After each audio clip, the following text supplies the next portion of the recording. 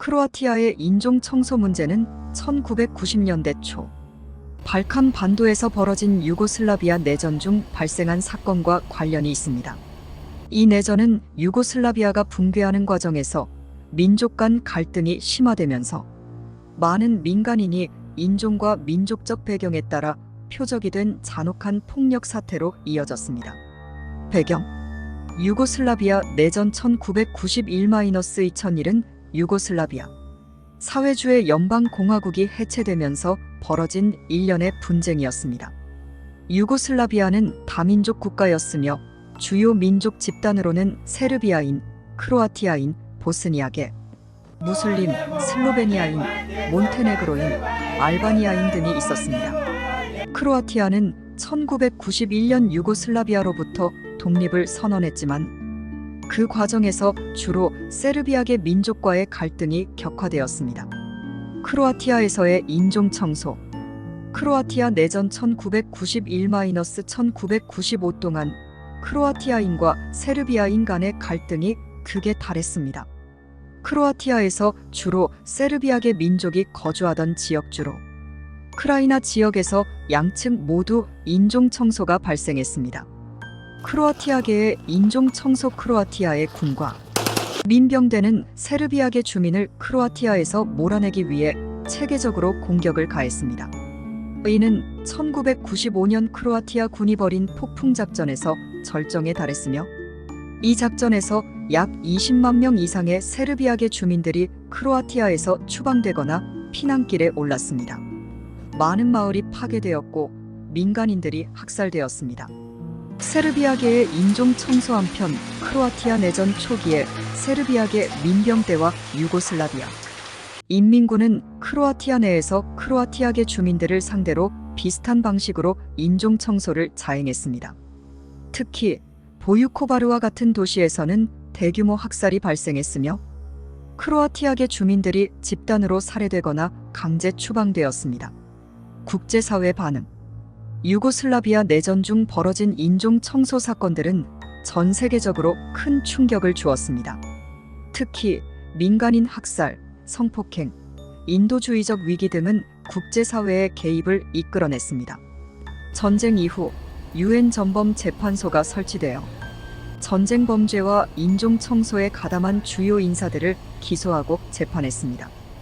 크로아티아의 경우 인종 청소 문제는 오늘날까지도 역사적, 정치적 논쟁의 대상입니다. 양측 모두 자행한 폭력과 학살에 대한 책임 문제는 복잡하게 얽혀 있으며 피해자들의 상처도 여전히 치유되지 않은 상태입니다.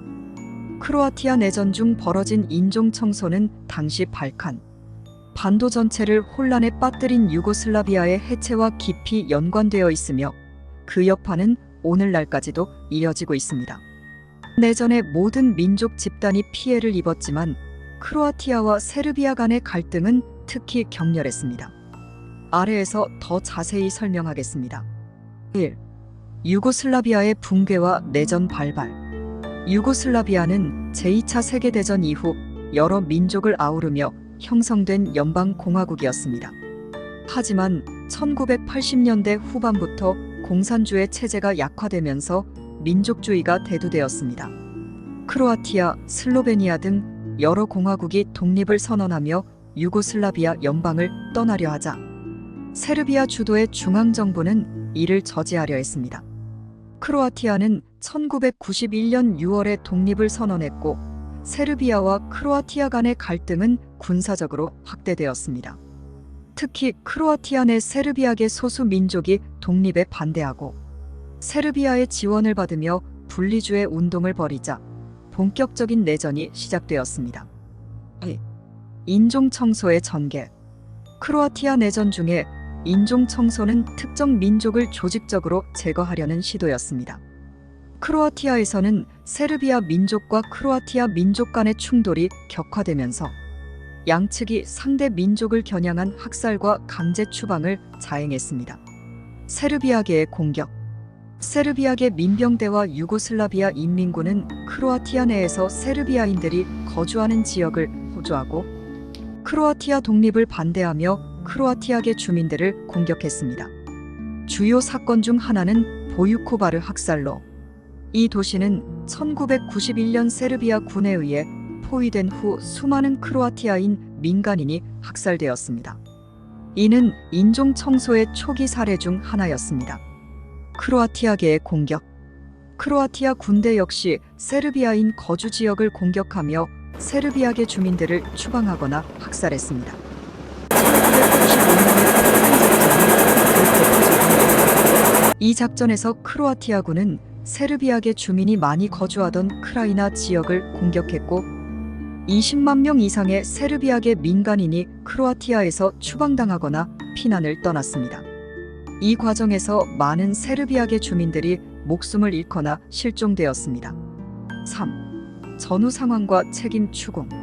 전쟁이 끝난 후 유엔 전범 재판소가 설립되어 전쟁 범죄와 인종 청소를 주도한 인물들을 기소했습니다.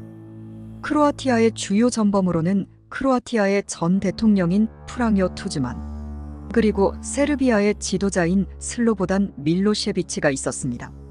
슬로보단 밀로셰비치는 세르비아 민족주의를 고취하고 크로아티아와 보스니아 내 세르비아계 민족의 분리주의를 지원한 책임으로 기소되었습니다. 그는 2001년 네덜란드 헤이그에서 체포되어 재판을 받던 중 2006년에 사망했습니다. 프랑요 투즈만은 크로아티아 독립을 이끌었으나 그의 지도 하에 크로아티아 군이 세르비아계 주민들을 강제 추방하고 인종 청소를 자행한 혐의로 비판받았습니다. 투즈만은 1999년 사망했기 때문에 재판을 받지 않았습니다. 4. 피해와 후유증. 유고슬라비아 내전과 크로아티아 내 인종 청소는 막대한 인명 피해와 파괴를 초래했습니다.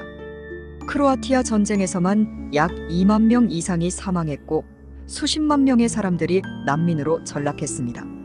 전쟁이 끝난 후에도 많은 지역은 여전히 복구되지 않았으며 양측의 적대감과 불신은 지금까지도 남아 있습니다.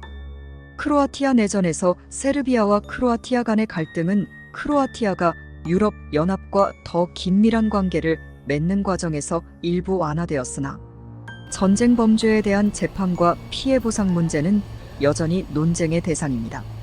크로아티아와 세르비아 사이의 외교적 관계는 서서히 회복되고 있지만 전쟁 중에 벌어진 잔혹한 행위들로 인해 상처는 여전히 남아 있습니다.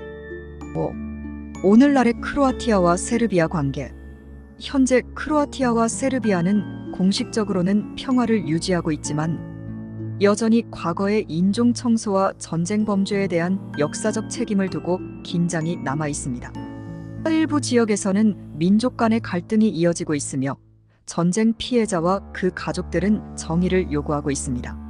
크로아티아 내 세르비아계 주민들의 복귀 문제, 전쟁, 범죄자에 대한 처벌, 그리고 전후 복구 과정에서의 불평등 문제는 여전히 양국 간의 관계에 영향을 미치고 있습니다. 크로아티아 내전과 관련된 인종 청소 문제는 복잡한 역사적, 정치적 맥락 속에서 발생했으며 그 영향은 현재까지도 남아 있습니다. 인종 청소를 비롯한 여러 인도적 비극은 전후 수십 년이 지나도 많은 이들의 삶에 깊은 영향을 미치고 있으며 국제사회에서도 여전히 중요한 문제로 다뤄지고 있습니다. 이를 더 깊이 있게 설명하기 위해 몇 가지 추가적인 주제를 다뤄보겠습니다. 1.